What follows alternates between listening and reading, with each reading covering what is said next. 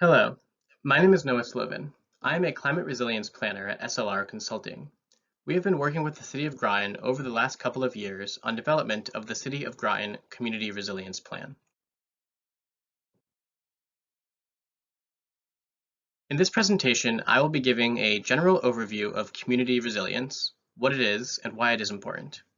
I will then review the process and results of the climate risk assessment conducted as part of this project, and then the risk-informed recommendations developed to guide the City of Groton toward becoming a more resilient community. I will also present the more detailed resilience concepts that take 4 of the resilience recommendations one step further toward implementation. Finally, I will share some of the next steps for the city on its path toward increased resilience. When I say community resilience, I'm talking about resilience to the impacts of climate change effects. Climate change refers to rising levels of greenhouse gases in the atmosphere, which leads to rising global average temperatures, changing precipitation patterns, and changes to the ocean, including local sea level rise. Changes to these 3 primary areas, temperature, precipitation, and the ocean, are creating a wide range of impacts across all sectors of community life: public health, natural habitats, water resources, agriculture, coastal systems, and forests, to name a few.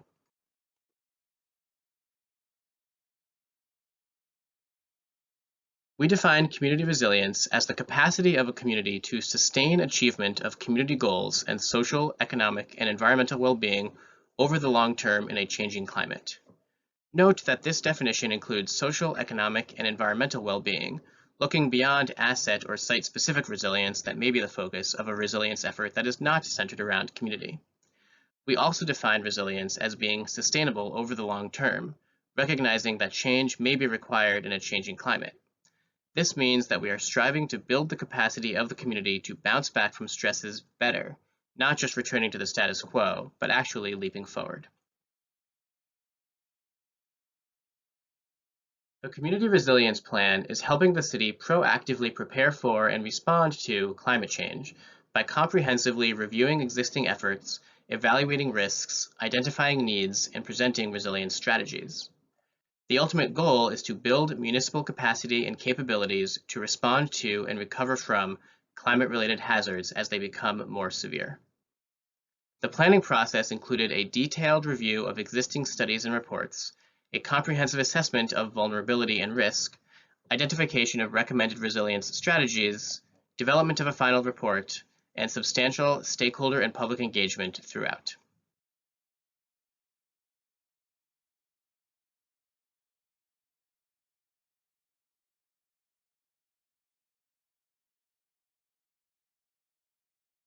I'll now move on to reviewing the results of the risk assessment.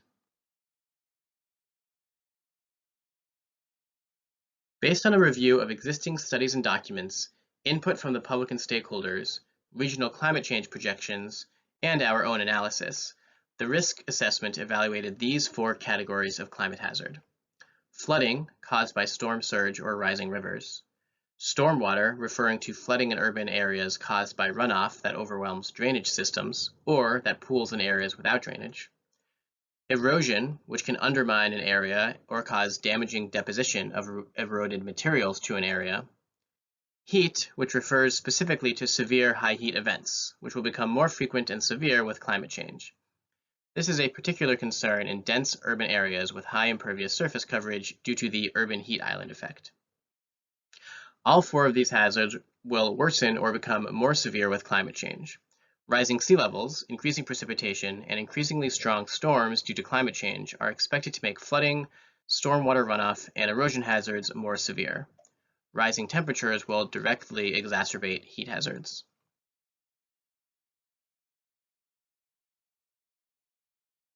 The risk assessment analyzed the ways in which these 4 hazards interact with these 6 sectors of the City of Groton community.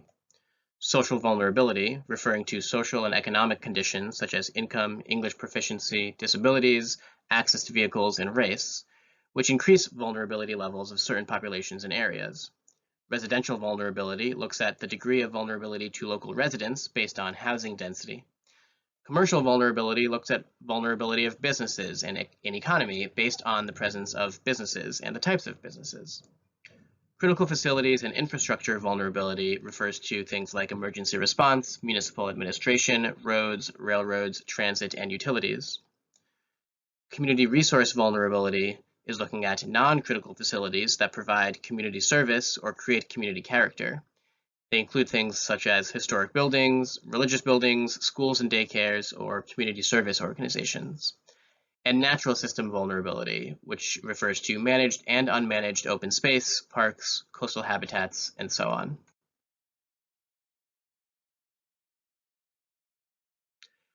The risk assessment analyzed the ways in which those 4 climate hazards interact with these 6 sectors of the City of Groton community. The city was split into 6 assessment zones based on POCD-defined planning areas, census block groups, and observed changes in needs character. Risks within each assessment zone were categorized into low, moderate, or high, a relative ranking to allow for comparison between zones. These are not objective rankings that can be compared to other communities. Risk levels for each hazard in each vulnerability category were assessed, as well as overall risk.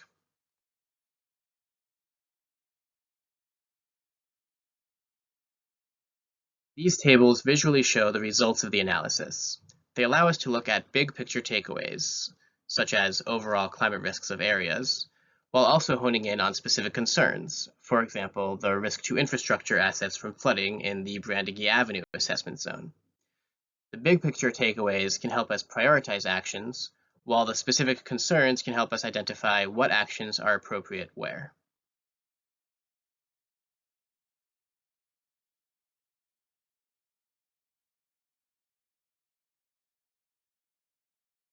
The risk assessment produced a large amount of useful information, which we consolidated into the following 6 community risk factors, key issues to be addressed through resilience actions.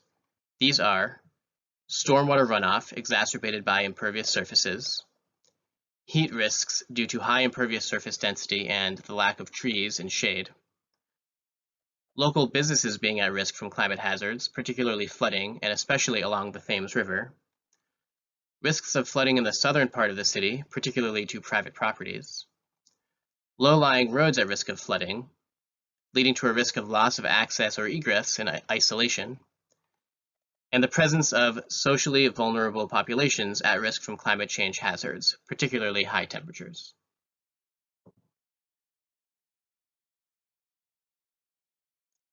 I will now move on to the resilience recommendations identified through the planning process.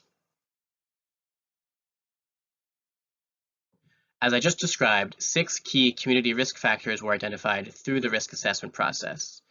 These 6 factors were translated directly into 6 overarching resilience objectives, as reduce stormwater flooding from impervious surfaces, mitigate increasing urban heat island effect impacts, enhance resilience of local businesses, create a flood-resilient shoreline, improve resilience of transportation network, increase resilience of socially vulnerable populations. In addition, a 7th objective, to lead by example, was added. This objective calls for the City of Groton government to take initiative on each of the other 6 objectives in order to lead by example, learn lessons about implementation and obstacles, and show that resilience is a priority. For each of the 7 resilience objectives, a suite of more targeted recommendations were put forward. Pursuit of these recommendations will help the city achieve each objective. Each targeted recommendation, in turn, was presented with a list of possible tools that can help the city with implementation of that recommendation. These tools are just that, tools in the toolkit. The city may choose not to use some of the tools, or may identify alternative tools to achieving a given recommendation. The recommendations themselves are the heart of our suggested strategy for making the city more resilient.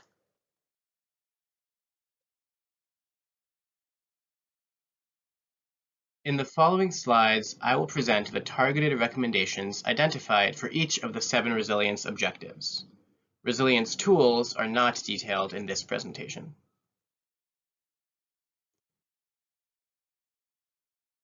Under the objective of reducing stormwater flooding from impervious surfaces, our first recommendation is to conduct detailed stormwater runoff studies in order to better delineate sources, flow paths, and destinations of stormwater.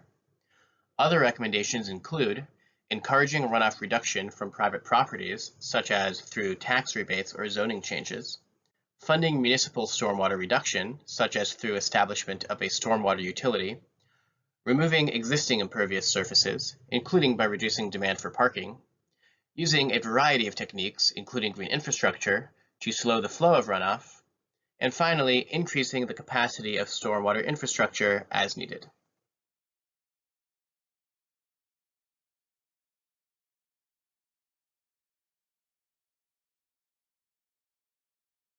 To mitigate increasing urban heat island effect impacts, we similarly suggest the city begin by enhancing understanding of heat risks and costs, both by conducting studies to enhance the understanding of municipal officials, as well as conducting educational activities to enhance the understanding of the public.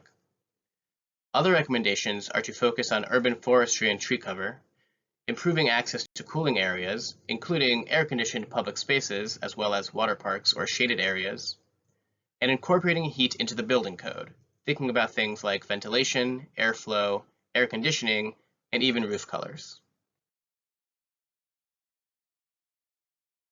This objective recognizes the unique challenges that climate change poses to businesses, as well as the unique importance of local businesses to the economy and identity of the community.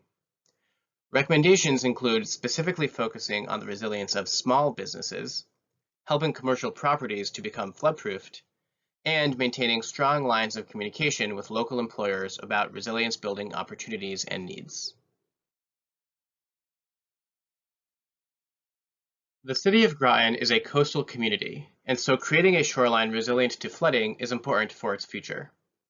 Recommendations include focusing development and investment in low-risk areas away from the shoreline, so that those developments and investments will be less impacted by future shoreline changes.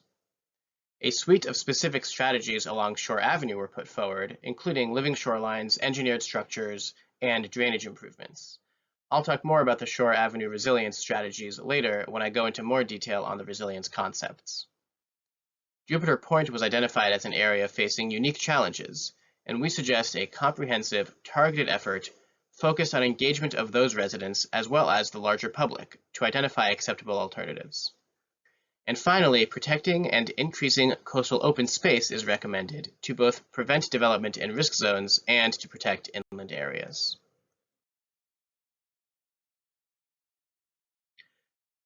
Improving resilience of the transportation network includes things like consideration of climate change in traffic and evacuation planning, especially given the large population of daytime commuters to the city, as well as engineered approaches to increasing the resilience of roadways, which can mean elevating some roadways to protect them from being flooded at all, using saltwater-resistant pavements to allow some roadways to be flooded regularly without undermining that road's condition, or improving road drainage systems. Regional transit systems are also an important transportation asset for things ranging from emergency evacuations to providing access to cooling centers for those without personal vehicles. The first recommendation under the Increasing the Resilience of Socially Vulnerable Populations objective is to focus on existing community organizations to make sure those organizations can continue to provide services and to support residents in the face of climate change. It also includes building resilience to both flooding and heat into low-income housing standards and conducting education and public engagement.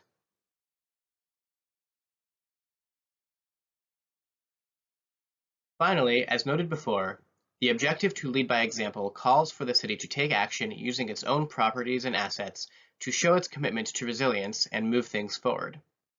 Recommendations include enhancing the resilience of city-owned assets, such as parks and buildings, enhancing the resilience of municipal operations so that the city can continue to provide services through climate change hazards, and conducting internal education and training around resilience.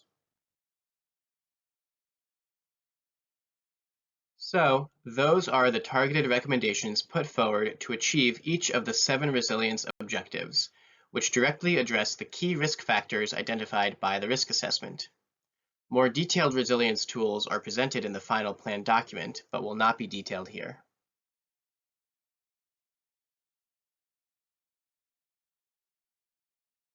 4 resilience concepts were developed, advancing a selection of recommendations closer to implementation.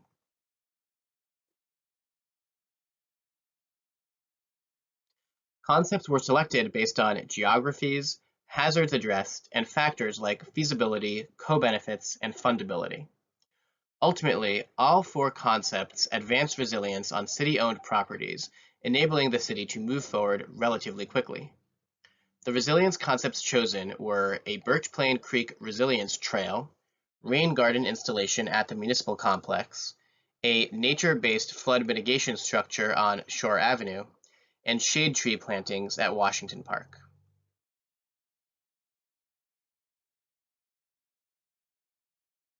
This slide shows a map of a proposed trail along Birch Plain Creek. This will build on and connect existing trails behind the municipal complex and in the Birch Plain Creek Open Space Park. It will include educational signage about the resilience benefits of open space, floodplains, and shade. The resilience benefits of this concept include improving access, especially for lower-income residents in this area, to the passive cooling of a shady forest. Increasing public education about climate change hazards and resilience through educational signage and general access to coastal resources. Improving the value of an open space area and thus reducing potential pressures to develop this area. And providing a shaded route for active transportation like biking and walking, connecting northern and southern portions of the city.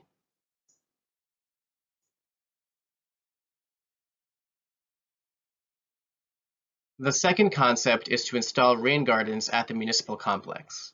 These will help reduce and treat runoff from this area, which is near the headwaters of Birch Plain Creek. This will also reduce stormwater-related flooding, while also providing an important case study to encourage installation of rain gardens at other locations around the city.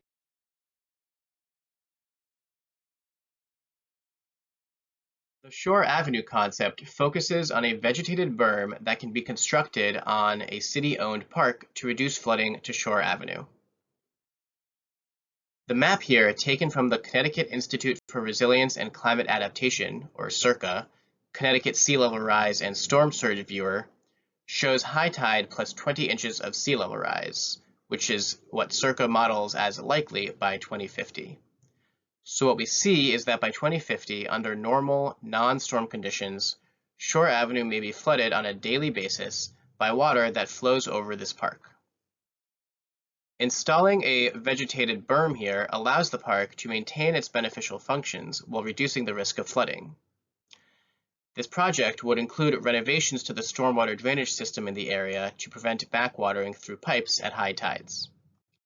The concept also includes information on a variety of other projects or opportunities along Shore Avenue, highlighting the ways in which this area can really become a resilient corridor in the future with living shorelines, shade tree plantings, seawall repairs, and more. That is what this image here on the left shows.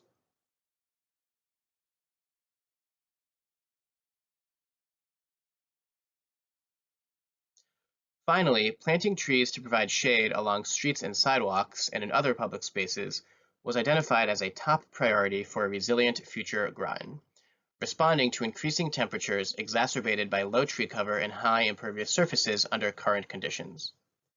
Planting trees along streets is very complicated due to utility conflicts and right-of-way issues, so this concept advances what will be considered a pilot product of shade trees around Washington Park.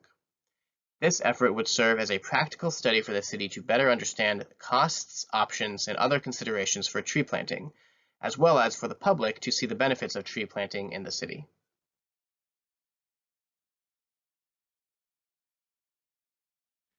Those are the 4 concepts developed for this project. A note that our sub-consultant Dewberry took the lead on concepts. I'll now briefly talk about next steps. First of all, I will put the resilience concepts into a larger context. The Community Resilience Plan identified broad strategies as well as more specific direction and guidance for building resilience in the city of Groton. The concepts advanced some of those recommendations by identifying specific locations, providing cost estimates, and identifying project needs and gaps. The city can now take those concepts to secure funding through grant applications or municipal funds in order to advance the concepts to design. Those designs would then lead to construction or implementation. So it's important to note that these concepts are important first steps, but still just first steps.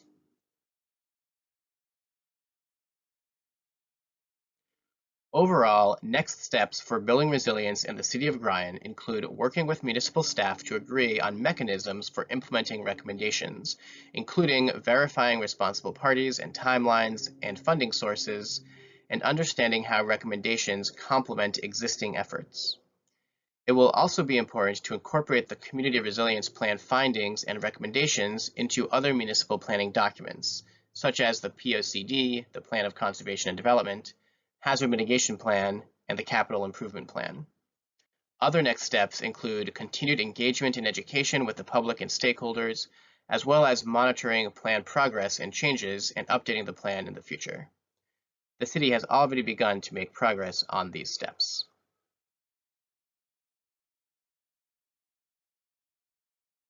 Thank you for your time. If you have any thoughts or questions, please reach out to Leslie Crean or Sierra Patrick at the Planning and Economic Development Department. Again, my name is Noah Slovin, and I'm honored to have had the chance to work with the City of Groton on its Community Resilience Plan. Thank you.